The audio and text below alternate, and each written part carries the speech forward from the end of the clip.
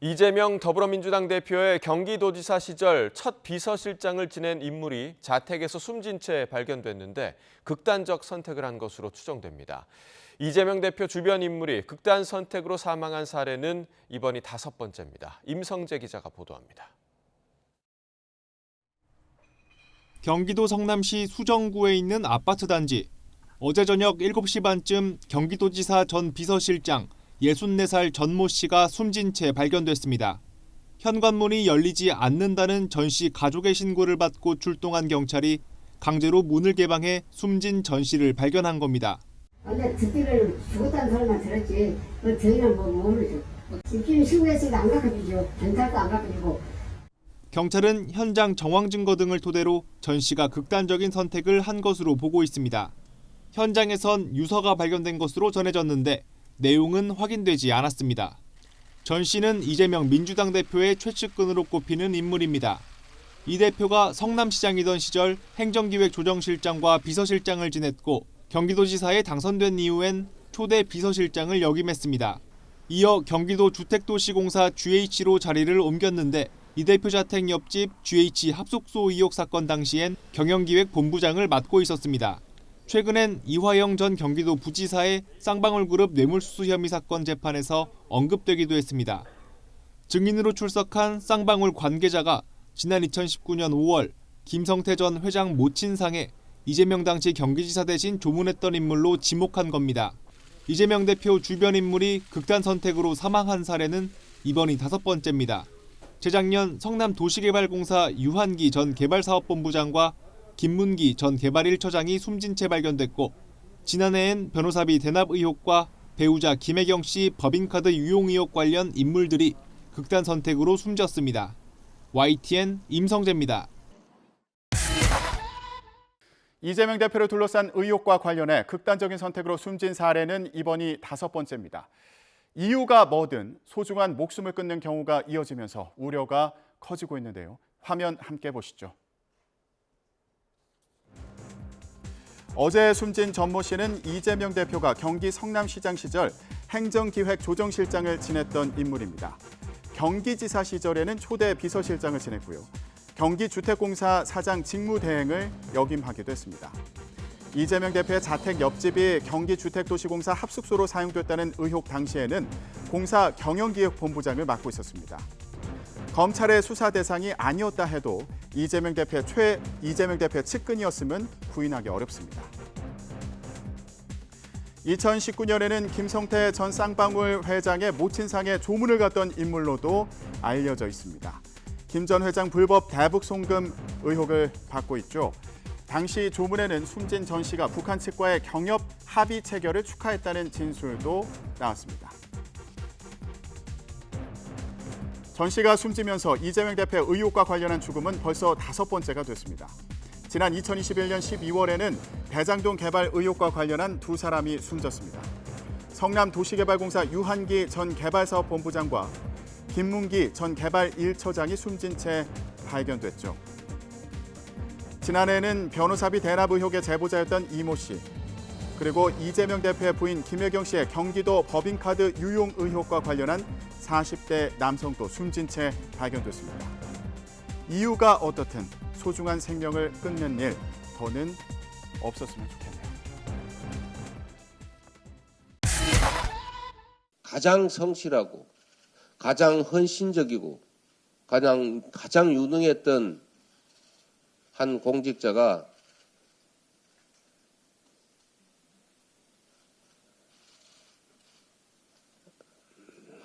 스스로 생을 마감했습니다. 평생을 공직에 헌신했고 이제 퇴직해서 제2의 인생을 시작하려고 하던 참으로 모범적인 공무원이었습니다. 자랑스러운 공직 생활의 성과들이 검찰의 조작 앞에 부정을 당하고 지속적인 압박 수사로 얼마나 힘들었겠습니까? 저를 둘러싼 모든 사람들이 저와 인연을 맺었던 모든 사람들이 수사 대상이 되고 있고 그야말로 본인뿐만 아니라 그 주변까지 다시 2차, 3차로 먼지 털듯이 탈탈 털리고 있습니다. 검찰이 이분을 수사한 일이 없다 이렇게 선을 그었다는데 이분 반복적으로 검찰에 수사받았습니다. 그리고 검찰의 압박 수사에 매우 힘들어했습니다. 여러분이 아시는 것처럼 김만배 씨가 허위 사실이라도 조작해서 불어야 되는 모양이다 라면서 자해했습니다. 검찰 특수부의 수사의 대상이 되면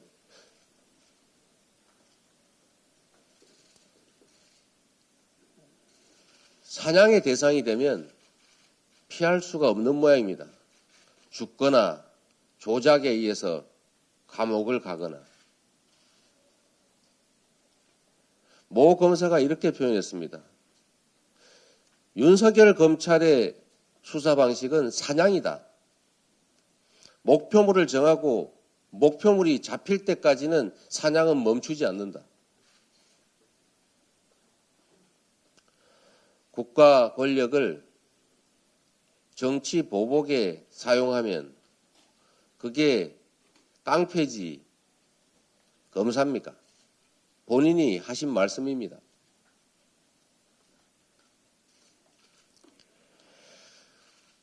제 주변 한 어떤 여성은 8차례 수사기관에 불려가서 반복적으로 똑같은 질문을 하고 괴롭히고 주변을 수사를 하니까 이렇게 물었다고 합니다. 대체 언제까지 부를 거냐? 그랬더니 이렇게 말했다고 합니다. 그러니까 말을 해라. 말을 하면 끝나지 않느냐? 무슨 말을 합니까? 다 알지 않느냐? 이렇게 얘기하고 또 불렀다고 합니다.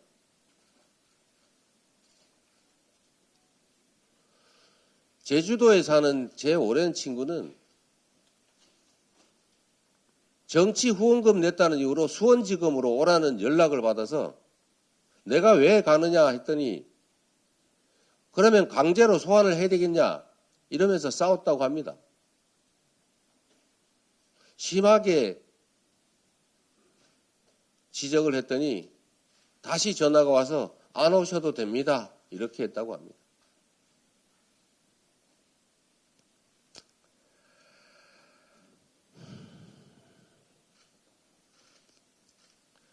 검찰 특수부의 수사 대상이 된 사람들이 왜 자꾸 극단적 선택을 하겠습니까?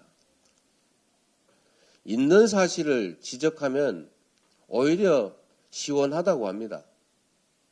없는 사실을 조작을 해가지고 자꾸 증거를 만들어서 들이대니 빠져나갈 길은 없고 억울하니 결국은 극단적 선택을 하게 되는 것 아닙니까?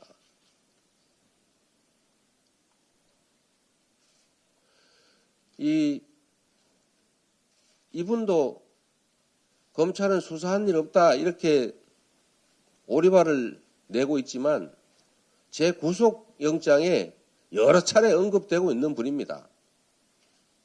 제가 그때도 한번 말씀드렸습니다. 모 회사 직원이 이분한테 들었다.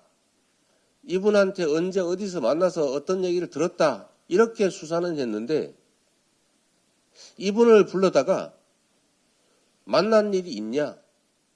아느냐? 이렇게만 묻고 더 이상 묻지를 않았다고 합니다. 그 다음에 다시 또 불러가서 꼬치꼬치 묻고 압박하고 했겠지요. 구속영장 청구 단계에서 나는 그런 말을 한 일 없다 이러면 증거가 안 되니까.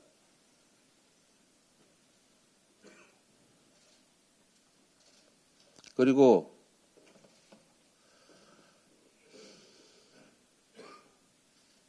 아무리 비정한 정치라고 하지만 이 억울한 죽음들을 두고 정치 도구로 활용하지 마십시오. 이게 검찰의 과도한 압박 수사 때문에 생긴 일이지 이재명 때문입니까? 이재명 대표의 비서실장을 지냈던 전모 씨가 숨진 채 발견된 데 대해 유동규 전 성남도시개발공사 기획본부장은 이 대표의 책임을 거론했습니다. 유 전 본부장은 오늘 서울중앙지방법원에서 열린 대장동 관련 재판 출석에 앞서 기자들과 만나 고인의 명복을 빈다며 위법적인 행정 요구가 이런 사건들을 만들어내는 게 아닌가 싶다고 말했습니다. 이어 이 대표가 책임을 져야 하는데 항상 뒤로 물러나 있다며 성남도시개발공사의 경우도 자신만 기소돼 있지 않냐며 그분도 책임질 게 있으면 책임을 져서 이런 일이 발생하지 않았으면 좋겠다고 밝혔습니다. 유 전 본부장은 숨진 전 씨가 이 대표의 여러 사소한 부분도 많이 챙겼다고 설명하기도 했습니다.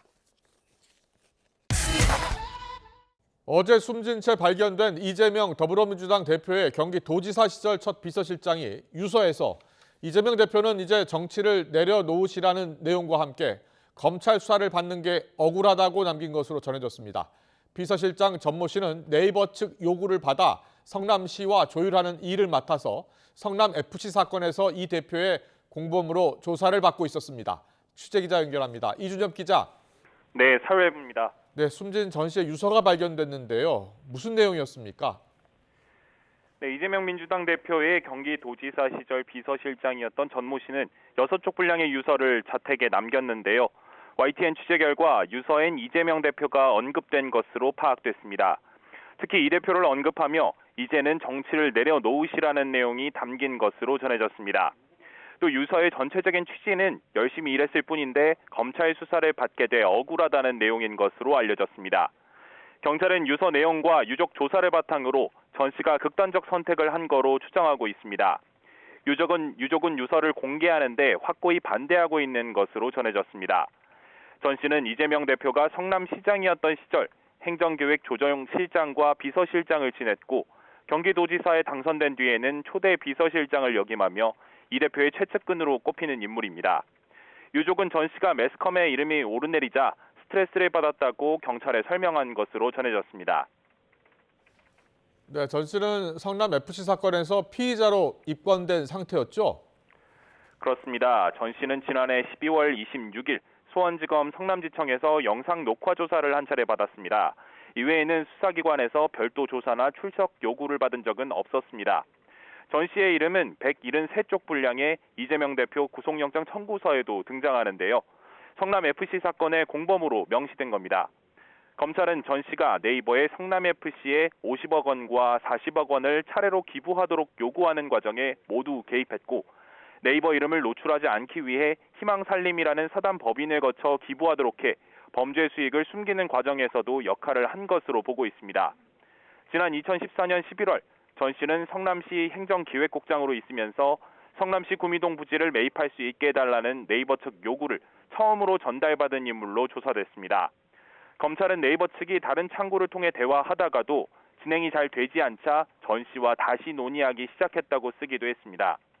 또 영장 청구서를 보면 전 씨는 네이버 측 의견을 전달받고 협상하는 역할을 꾸준히 했고 특히 양측 협의를 문서화하기를 바라는 네이버 측 요구를 거부하고 희망살림을 거치고 성남시를 협약에 참여시키는 형태의 후원을 제안한 인물로 묘사되어 있습니다. 이 밖에도 전 씨는 최근 이화영 전 경기도 부지사의 쌍방울그룹 뇌물수수 혐의 사건 재판에서 언급되기도 했습니다. 증인으로 출석한 쌍방울 관계자는 지난 2019년 5월 김성태 전 회장 모친상에 이재명 당시 경기지사 대신 조문했던 인물로 전 씨를 지목했습니다. 지금까지 사회 일부에서 전해드렸습니다. 이재명 대표를 둘러싼 각종 의혹이 불거진 뒤 주변 인물이 세상을 등진 건 이번이 다섯 번째입니다. 대부분 검경 수사의 변곡점에서 이런 불행한 일이 벌어졌습니다. 나혜인 기자입니다. 검찰은 앞서 기각된 이재명 대표의 구속영장 청구서에 숨진 전모 씨의 이름을 여러 차례 함께 올렸습니다. 과거 성남시 행정기획국장으로 일하며 이 대표와 네이버 사이에서 성남FC 후원금 유치 실무를 담당했다고 적시했습니다. 이 대표의 공범으로 지목돼 검찰의 불구속 기소가 임박한 시점에 고인은 세상을 떠났습니다. 대장동 사건에서도 흐름은 비슷했습니다. 유동규 전 본부장과 함께 성남도시개발공사 실세로 꼽혔던 고 유한기 전 본부장은 재작년 12월 민간업자들에게 뒷돈을 받은 혐의로 구속영장이 청구된 다음 날 숨진 채 발견됐습니다.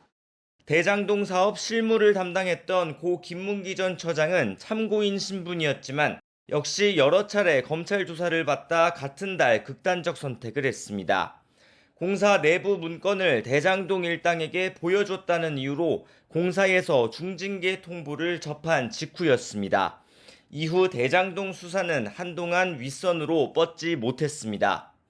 지난해 7월엔 이 대표의 배우자 김혜경 씨를 수행했던 배모 씨의 지인이 법인카드 유용 의혹으로 경찰 조사를 받다 목숨을 끊었습니다. 당시 경찰은 수사를 마무리하며 고인은 사건의 핵심 인물이 아니었다고 했지만 배 씨의 법인카드 유용에 고인의 개인 카드가 활용된 사실이 드러나기도 했습니다. 유동규 전 본부장은 이 대표가 항상 뒤로 물러나 있으니까 이런 일이 생긴다고 주장했습니다. 위법적인 어떤 그런 행정 요구가 이런 자꾸 사건들을 만들어내는 게 아닌가 싶습니다. 그러니까 본인이 좀 책임질 건 책임져야 되는데. 지난해 1월엔 이 대표의 변호사비 대납 의혹을 제기한 시민단체 대표도 돌연 숨진 채 발견됐습니다. 다만 경찰 조사 결과 고인은 지병 때문에 사망한 것으로 확인됐습니다.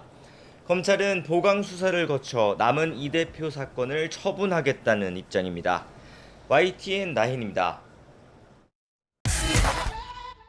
더불어민주당 이재명 대표가 경기도지사 시절 초대 비서실장이 숨진 채 발견된 데 대해서 검찰의 광기, 미친 칼날 같은 거친 발언을 쏟아내면서 맹비난했습니다.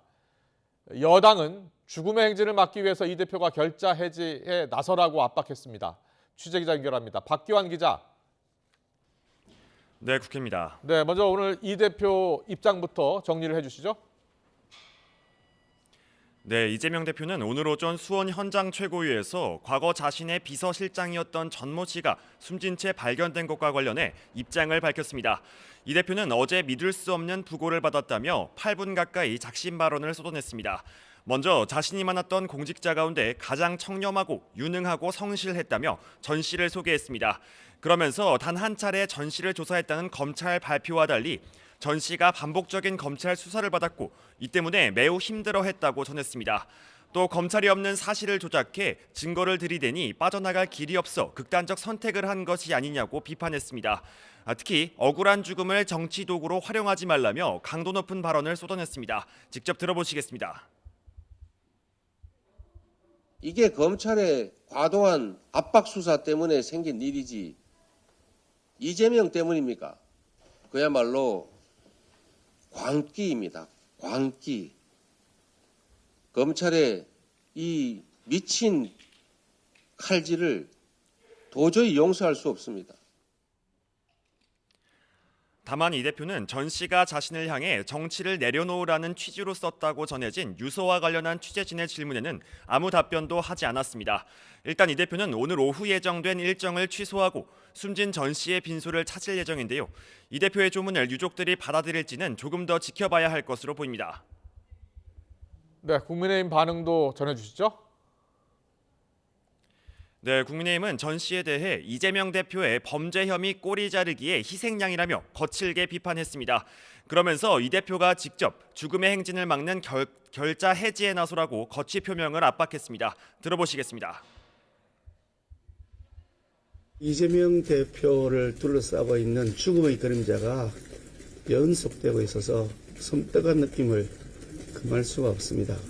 민주당 대표로서 과연 직무를 수행하는 것이 적합한지에 대한 많은 심사숙고가 필요하지 않겠나 생각합니다. 국민의힘은 또 민주당이 제출한 김건희 여사 특검법 등 쌍특검을 추진하는 데 대해서도 이 대표의 부정부패 혐의로부터 국민의 시선을 돌리려는 것이라고 깎아내렸습니다. 또 특검을 밀어붙인다는 건 국회를 극한의 정쟁의 장으로 몰겠다는 것이라며 내년 총선에서 국민의 엄정한 심판이 있을 것이라고 경고했습니다. 지금까지 국회에서 YTN 박견입니다.